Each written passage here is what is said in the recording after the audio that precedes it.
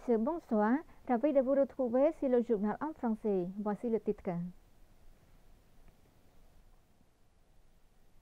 Selon son excellence Chen Kaitana, la célébration de la journée de l'arbre de cette année se déroulera à la station de promotion et de réhabilitation de la forêt de Banti Angkor, district de Tram Kok, province de Ta Keo.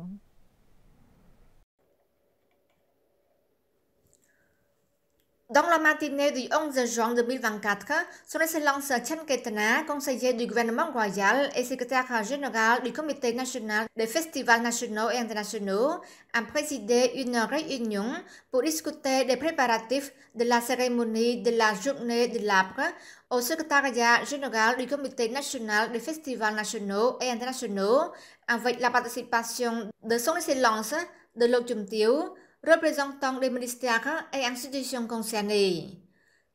Selon son excellence Chen Kaitana, la célébration de la journée de l'arbre du 9 juillet 2024 se déroulera sous la plus haute présidence de Sa Majesté le roi Norodom Sihamoni, roi du royaume du Cambodge. Son excellence Chen Kaitana a informé certains dirigeants et responsables des ministères, institutions et autorités locales concernées qu'ils devraient être suffisamment préparés pour accomplir toutes les tâches professionnelles telles que la préparation du pavillon, la participation du public, le travail de sécurité et les plans de toutes sortes, etc. pour faire de l'organisation de la journée de l'arbre du 9 juillet un succès. Son excellence le secrétaire général a également informé du sens de la célébration de la journée de l'arbre du 9 juillet, qui constitue le précieux héritage de Sa Majesté le roi père Praboram Ratanakoot. Quand il était vivant, il faisait toujours attention à la plantation des arbres en faveur pour les humains et les animaux du royaume du Cambodge. Son excellence Net Petra, ministre de l'Information, s'est entretenu le 10 juin avec les dirigeants et fonctionnaires du département de l'information de Phnom Penh. Au cours de la rencontre avec les dirigeants et les fonctionnaires du département de l'information de Phnom Penh, son excellence Net Petra, ministre de l'Information, a félicité les dirigeants et les fonctionnaires du département de l'information de Phnom Penh pour leur travail responsable et les a exhortés à continuer de renforcer leur capacité à travailler de manière efficace pour s'adapter au progrès de la technologie et à la concurrence de l'information. Il a continué, le rôle du département de l'information de la capitale est d'être le personnel du ministère de l'information et le personnel du commandement municipal de Phnom Penh qui participe au contrôle de l'information et répond aux autres informations qui se produisent à Phnom Penh.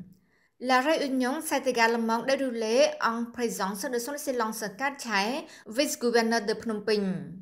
Son excellence le ministre Net Petra a également souligné que le travail de diffusion de l'information dans le contexte actuel de l'ère numérique, le contenu et la vitesse de diffusion sont importants.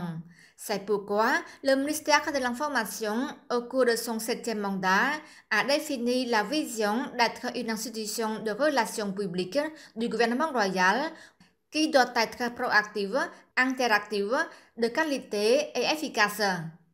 Avec cela, le ministère a mis en place la sécurité de l'information en mettant l'accent sur l'accès à l'information des citoyens, la qualité de l'information et la sécurité de la presse qui fait référence à une information exacte.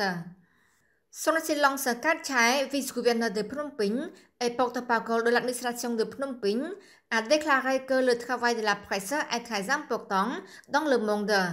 Dans notre vie quotidienne, on ne peut pas vivre sans information. Donc, le département de l'information joue un rôle important pour informer des informations au grand public en choisissant les bons contenus qui bénéficient aux lecteurs et à la société. Les journalistes ont également un rôle dans le maintien de la stabilité sociale et dans la lutte contre les fausses informations. Son excellence Tina, ministre de l'Agriculture, des Forêts et de la Pêche, a présidé la cérémonie d'investiture des conseils provinciaux de Banti Nhieu Chai pour le 4e mandat. Lors de la cérémonie d'investiture des conseils provinciaux de Bantéy-Menciey pour le 4e mandat, son Excellence de Tina, ministre de l'Agriculture, des Forêts et de la Pêche, a exprimé ses félicitations aux 25 conseillers qui vont être annoncés pour prendre ses fonctions. Dans le même temps, son Excellence le ministre a souligné l'objectif commun consistant à fournir des services publics, assurer la sécurité, améliorer la vie des gens et réduire la pauvreté conformément à la stratégie du Pentagone du gouvernement royal. Son Excellence le ministre a poursuivi pour y parvenir. Toutes les institutions et autorités compétentes doivent bien coopérer, travailler ensemble avec une haute responsabilité. Le ministre a recommandé aux conseils provinciaux de travailler en étroite collaboration avec le nouveau gouverneur provincial, d'avoir des réunions régulières et de respecter ses obligations conformément aux procédures en vigueur.